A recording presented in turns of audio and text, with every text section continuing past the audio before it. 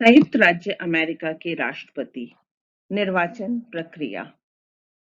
इस वर्ष अमेरिका में राष्ट्रपति का निर्वाचन है। उस संदर्भ में यह इम्पोर्टेंट है। ये मेरा लेक्चर मैं आपको सरल शब्दों में समझाने की कोशिश करूंगी। विश्व की कार्यपालिका में शक्ति और सम्मान की दृष्टि से संयुक्त राज्य अमेरिका के राष्ट्रपति का पद अत्यंत महत्व और प्रभाव का है। वह देश का संवैधानिक और वास्तविक अध्यक्ष दोनों है।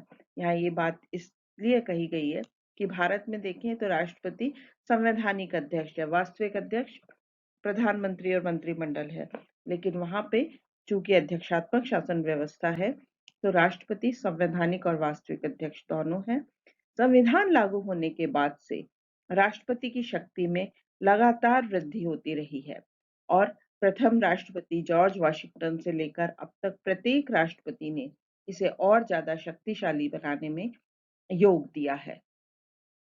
राष्ट्रपति की योग्यताएं अनुच्छेद 2 के धारा 1 में योग्यताएं हैं। एक तो वहां का जन्मजात नागरिक होना चाहिए, 35 वर्ष आयु पूरी कर चुका हो और कम से कम 14 वर्ष तक अमेरिका में रह चुका हो। उसका कार्यकाल 4 वर्ष का है और उसे इस अवधि में वो स्वयं त्यागपत्र देकर मृत्यु हो जाने पर अथवा महाभियोग से पद से पृथक हो सकता है। महाभियोग द्वारा राष्ट्रपति हटाया जा सकता है। महाभियोग प्रतिनिधि सभा में बहुमत प्रस्ताव से चलाया जाता है, जिसकी सुनवाई सीनेट में होती है। वहां की व्यवस्थापिका कांग्रेस है, जिसके 2 चैम्बर्स हैं, सीनेट और प्रतिनिधि सभा।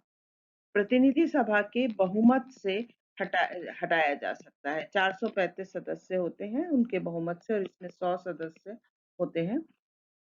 सुनवाई के समय सीनेट की अध्यक्षता सर्वोच्च न्यायालय का मुख्य न्यायाधीश करता है और सीनेट के 2/3 यानी 100 के 2/3 बहुमत से राष्ट्रपति को अपराधी घोषित किया जा सकता है और उसको अगर अपराधी है तो उसे हटाया जा सकता है। अब तक किसी भी राष्ट्रपति को महाभियोग से नहीं हटाया जा सका। महाभियोग चला तो सही लेकिन नहीं हटाया जा सका, साबित नहीं हुआ या समय से पूर्व उन्होंने रिजाइन कर दिया या माफी मांग ली। इस तरह से यह अभियोग देशद्रोह या अन्य गंभीर अपराधों के लिए ही लगाया जा सकता है। राष्ट्रपति के पद पर एक ही व्यक्ति के पुनः निर्वाचन के संबंध में प्रारंभ में कुछ नहीं किया कहा गया था, लेकिन अब यह व्यवस्था है कि कोई भी व्यक्ति 2 बार से अधिक अवधि के लिए राष्ट्रपति नहीं रह सकता। मैक्सिमम 10 इयर्स रह सकता है। यानी कि जो अगर किसी ने राष्ट्रपति का पद रिक्त हुआ हो और बचे हुए पीरियड के लिए आया हो और अगले 2 चुनाव और लड़ सकता है, वो तो 2 बार से नहीं रह सकता है। राष्ट्रपति का कार्यकाल 366 दिन वाले 366 दिन मतलब लीप ईयर जो है उसके पश्चात आने वाले वर्ष की 20 जनवरी की दोपहर को समाप्त हो जाता है। जैसे अब ये 2020 है तो 21 की जनवरी की 20 जनवरी को खत्म हो जाएगा और ये 2020 जो चल रहा है ये वहां पे चुनावी वर्ष है। उनको 4 लाख वार्षिक वेतन दिया जाता है। ये वेतन कर मुक्त नहीं है। इसके अतिरिक्त राष्ट्रपति को पर्याप्त भत्ते और अन्य सुविधाएं दी जाती हैं। $50,000 उनको सामान्य खर्च कोष के रूप में दिया जाता है और एक व्हाइट हाउस है 70 एकड़ भूमि पर बना हुआ है। उनको उन्मुक्तियां भी हैं कि प्रधान के रूप में कहीं भी आ जा सकते हैं, किसी भी अपराध के लिए उन्हें गिरफ्तार नहीं किया जा सकता। केवल महाभियोग एक अपवाद है। जब कभी उत्तराधिकार किसे मिलता है, जब कभी राष्ट्रपति का पद मृत्यु, त्यागपत्र अथवा महाभियोग के कारण रिक्त होता है तो उपराष्ट्रपति उस पद को ग्रहण करता है, अर्थात उपराष्ट्रपति राष्ट्रपति बन जाता है। ये दोनों ही नहीं हो तो फिर कांग्रेस डिसाइड करेगी। कांग्रेस वहां की लेजिस्लेचर है कि कौन अधिकारी राष्ट्रपति बनेगा। निर्वाचन प्रक्रिया देखते हैं एक सिंपल से डायग्राम से। राष्ट्रपति का चुनाव प्रत्यक्ष नहीं होता बल्कि निर्वाचक मंडल के द्वारा होता है। तो मतदाता जनता होती है। 18 वर्ष आयु प्राप्त स्त्री पुरुष मतदान करते हैं। मतदान करके वो निर्वाचक मंडल का चुनाव करते हैं। निर्वाचक मंडल में 538 सदस्य हैं। 435 प्रतिनिधि सभा के, 100 सीनेट के, 3 डिस्ट्रिक्ट ऑफ कोलंबिया के 538 सदस्यों का चुनाव किया जाता है और वो आगे चल के राष्ट्रपति और उपराष्ट्रपति का चुनाव करते हैं। ये कैसे होगा, ये हम अभी डिटेल में देखते हैं। इसकी जो प्रक्रिया है वो अनोखी और जटिल है।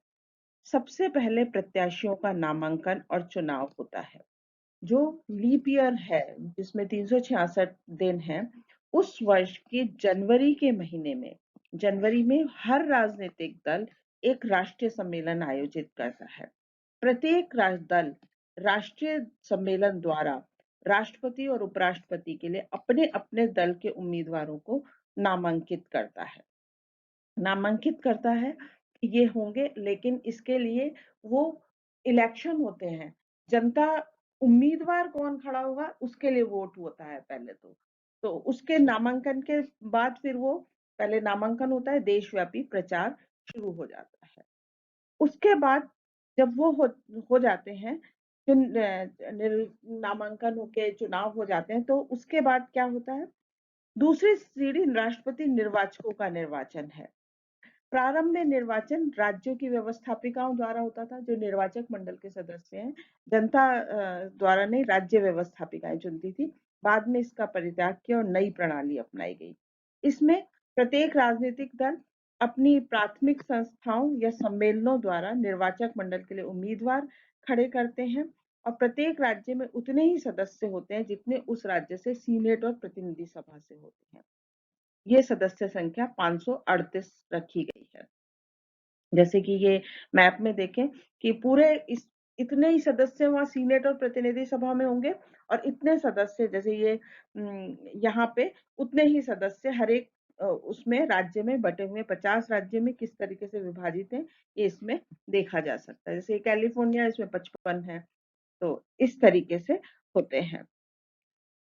उसको निर्वाचन दो तरीके से होता है।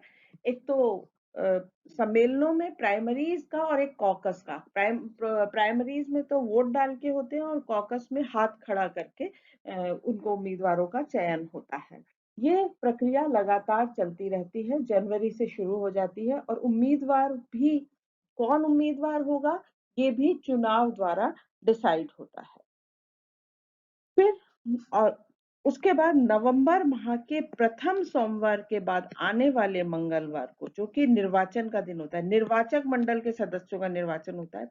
सब मतदाता अपने अपने राज्य में एकत्र होकर इन निर्वाचन के लिए अपना अपना मत देते हैं। निर्वाचन मंडल के सदस्यों का निर्वाचन व्यक्तिगत ना होकर सामूहिक होता है।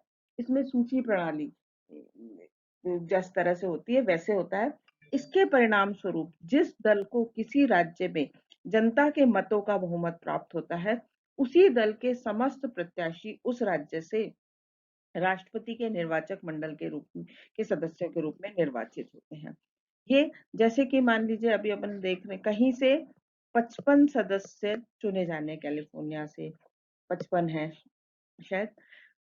अगर वहां पे दो मुख्य पार्टी है, ए बी मान लेते हैं। ए पार्टी को के निर्वाचक वहां पे आए 20 और इसके आए 35, तो 55 के 55 बी पार्टी के हो जाएंगे। इस तरीके से वहां पे होता है कि सारे उस पर्टिकुलर स्टेट से सारे के सारे जिस भी दल को ज्यादा मिलते हैं उसके सारे प्रत्याशी उसके हो जाते हैं। तो ये किस आलोचना भी होती है कि इस तरह से नहीं होना चाहिए, उनको तो इतने ही मिले हैं लेकिन पूरे मिल उनके चुन लिए गए, लेकिन वहाँ यही सिस्टम है। तो फिर निर्वाचक मंडल के लिए सदस्यों का किया गया मतदान परोक्ष रूप से राष्ट्रपति के लिए होता है, क्योंकि जिस दल के लोगों को जनता निर्वाचक मंडल के लिए चुनती है, वो स्वाभाविक रूप से उसी दल के राष्ट्रपति पद के प्रत्याशी को अपना मत देते हैं। यानी तो हम ये देख रहे थे, ये जनता है और ये इस तरीके से ये निर्वाचक मंडल में राष्ट्र एक रिपब्लिकन पार्टी, एक डेमोक्रेटिक, एक अदर। तो रिपब्लिकन के अगर मान लीजिए 538 में से ज्यादा है, तो आगे फिर वो लोग वोट करेंगे राष्ट्रपति और उपराष्ट्रपति के लिए, प्रेसिडेंट के लिए और वाइस प्रेसिडेंट के लिए, तो उसी का दे देंगे। तो इस तरीके से यहीं पे ये जो नवंबर में होगा, इस साल 3 नवंबर को जो हो रहा है चुनाव, 3 नवंबर को उसमें ही पता लग जाएगा कि राष्ट्रपति रिपब्लिकन पार्टी का आएगा कि डेमोक्रेट पार्टी का आएगा। फिर निर्वाचक मंडल के द्वारा राष्ट्रपति के लिए मतदान होता है। निर्वाचित होने पर समस्त निर्वाचक अपने अपने राज्यों की राजधानी में एकत्र होते हैं। दिसंबर के दूसरे बुधवार के बाद आने वाले पहले सोमवार, अमेरिका में हर एक चीज फिक्स है, को राष्ट्रपति और उपराष्ट्रपति के लिए मतदान होता है। ये चुनाव मात्र औपचारिकता होती होती क्योंकि ऑग और रे ने कहा था निर्वाचक मंडल के सदस्य अपने राजनीतिक दल की रिकॉर्डिंग मशीन की तरह होते हैं, क्योंकि यहाँ पे डिसाइड हो जाता है कि 500 जो 38 है उसमें से किसको ज्यादा मिल रहा है। बहुमत मिलना जरूरी है, तो किसको बहुमत मिलेगा वो यहाँ पे ही डिसाइड हो जाता है, किस पॉलिटिकल पार्टी को मिल रहा है और आगे चुन लिया जाता है। फिर मतगणना और परिणाम होते हैं। तत्पश्चात सभी राज्य के मतपत्रों को सील के बाद सीनेट के अध्यक्ष के पास वाशिंगटन भेजा जाता है। सीनेट के अध्यक्ष द्वारा वो लिफाफे कांग्रेस के दोनों सदस्यों के सामने खोले जाते हैं। मतगणना होती है, परिणामों की घोषणा होती है और पूर्ण बहुमत प्राप्त प्रत्याशी को निर्वाचित घोषित कर दिया जाता है। पूर्ण बहुमत प्राप्त होना चाहिए। 538 का बहुमत होगा, 250 और 40, 270 जिसको भी मिलेंगे वो निर्वाचित हो जाएगा।